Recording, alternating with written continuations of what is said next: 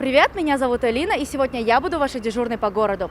Обычно при выходе из дома мы всегда думали о том, что главное не забыть ключи, телефон и деньги.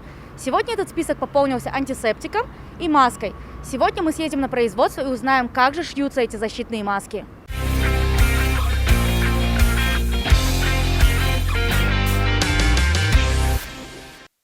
Во время пандемии на производство антисептиков и масок перешли многие таджикские предприятия. Сейчас в стране около 50 цехов.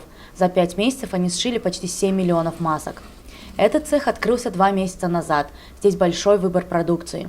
Возникли проблемы с масками в аптеках, в каких-то общественных местах. Поэтому мы решили начать производство.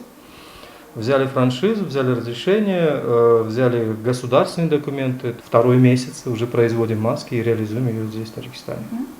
Когда в Таджикистане объявили о первых случаях COVID-19, спрос на маски быстро вырос, и их сложно было найти даже в аптеках. Сейчас, наоборот, рынок перенасыщен. Есть даже маски на годовалых детей. Маски сшьются по нескольким формам и размерам лекал. То есть вот это самая маленькая детская, и это уже взрослая. Это необходимо для того, чтобы маска плотно прилегала к лицу и защищала человека. Внешний слой маски режется на специальном лазере. То есть, если вы можете присмотреться здесь, край очень ровный, без каких-либо ниточек и так далее.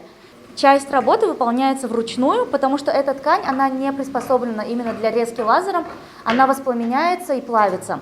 Поэтому рукодельницы вырезают их вручную. Но все эти маски не медицинские, а защитные, то есть они не оберегут вас от вирусов. Дело в том, что медицинские маски и респираторы обладают противомикробными свойствами и имеют особую степень защиты, а эти маски носят больше профилактический характер. Чем хороши двуслойные маски?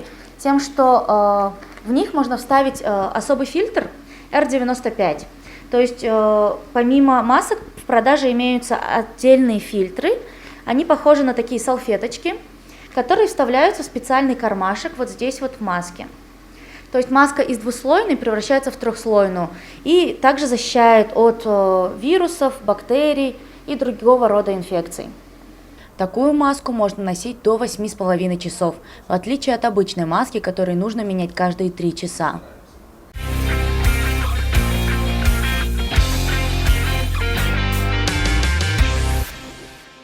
Без маски сейчас не пускают даже в общественный транспорт.